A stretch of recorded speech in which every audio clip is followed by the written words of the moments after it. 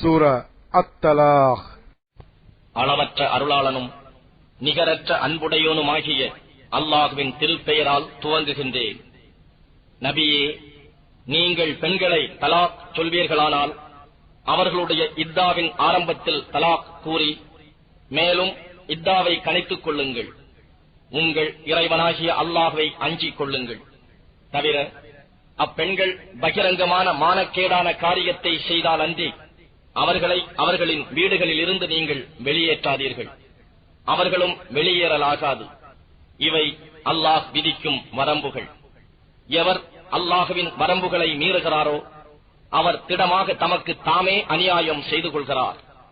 ஏனெனில் கூடி வாழ்வதற்காக இதன் பின்னரும் அல்லாஹ் ஏதாவது ஒரு வழியை உண்டாக்கலாம், அறிய மாட்டீர். ஆகவே அவர்கள் தங்கள் இத்தாவின் தவணையை நெருங்கினால் அப்பொழுது முறைப்படி மனைவியராக அவர்களை நிறுத்தி வைத்துக் கொள்ளுங்கள், அல்லது முறைப்படி அவர்களை பிரித்து விட்டுவிடுங்கள். அன்றியும் உங்களில் நியாயமுடைய இருவரை சாட்சியாக வைத்துக் கொள்ளுங்கள். மேலும் சாட்சியத்தை அல்லாஹுவுக்காக நேர்மையாக நிலைப்படுத்துங்கள். அல்லாஹுவையும் மறுமை நாளையும் விசுவாசம் கொண்டிருப்போருக்கு இந்த நற்போதனை செய்யப்படுகிறது.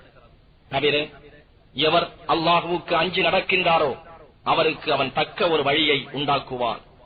அத்தகையவருக்கு அவர் எண்ணியிராத புறத்திலிருந்து அவன் உணவு வசதிகளை அளிக்கிறான்.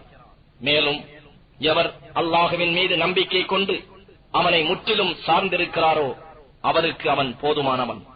நிச்சயமாக அல்லாஹ் தன் காரியத்தை நிறைவாக்குபவன். திண்ணமாக அல்லாஹ் ஒவ்வொரு பொருளுக்கும் ஓர் அளவை உண்டாக்கி வைத்திருக்கின்றான்.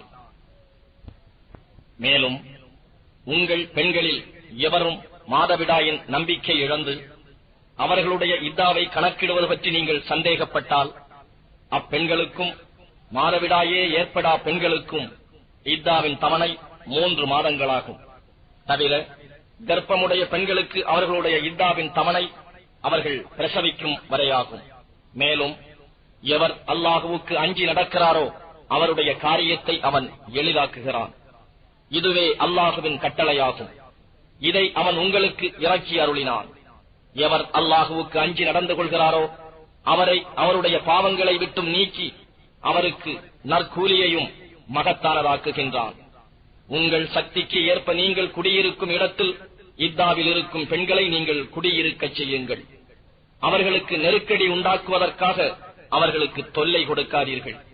அவர்கள் கர்ப்பமுடையவர்களாக இருந்தால் அவர்கள் பிரசவிக்கும் வரை அவர்களுக்காக செலவு செய்யுங்கள். அன்றியும் அவர்கள் உங்களுக்காக உங்கள் குழந்தைகளுக்கு பாலூட்டினால் அதற்கான கூலியை அவர்களுக்கு கொடுத்து விடுங்கள். இதை பற்றி உங்களுக்குள் நேர்மையாக பேசி முடிவு செய்து கொள்ளுங்கள். ஆனால் இது பற்றி உங்களுக்குள் சிரமம் ஏற்பட்டால் அக்குழந்தைக்கு மற்றொருத்தி பால் கொடுக்கலாம். தக்க வசதியுடையவர்கள் தம் வசதிக்கேற்ப இவ்விஷயத்தில் செலவு செய்து கொள்ளவும். ஆனால் எவர் மீது அவருடைய உணவு வசதி நெருக்கடியாக்கப்பட்டுள்ளதோ அவர் தமக்கு அல்லாஹ் கொடுத்ததிலிருந்து செலவு செய்து கொள்ளவும். எந்த ஆத்மாவையும் அல்லாஹ் அதற்கு கொடுத்திருப்பதே அல்லாமல் மிகையாக செலவு செய்யும்படி சிரமப்படுத்த மாட்டான். கஷ்டத்திற்கு பின்னர் அல்லாஹ் அதிவிரைவில் இலகுவை சுகத்தை உண்டாக்கி அருள்வான். எத்தனையோ ஊரார்கள் தம் இறைவனுடையவும் அவனுடைய தூதர்களுடையவும் கட்டளைக்கு மாறு செய்தனர். ஆதலால் நாம் வெகு கடுமையாக அவற்றை கணக்கு கேட்டு அவர்களை கொடிய வேதனையாகவும் வேதனை செய்தோம். இவ்வாறு அவை தம் செயலுக்குரிய தண்டனையை அனுபவித்துக் கொண்டன. அன்றியும் அவர்களுடைய செயல்களின் முடிவும் நஷ்டமாகவே ஆயிற்று. அல்லாஹ் அவ்வூராருக்கு கடினமான வேதனையை மறுமையில் சித்தம் செய்திருக்கின்றான். ஆகவே ஈமான் கொண்டுள்ள அறிவுடையோரே, அல்லாஹ்வை நீங்கள் அஞ்சி நடந்து கொள்ளுங்கள். திட்டமாக அல்லாஹ் உங்களுக்கு நினைவுறுத்தும் இவ்வுபதேசத்தை இறக்கி வைத்திருக்கின்றான். அன்றியும் ஒரு தூதரையும் அவன் அனுப்பி வைத்தான்.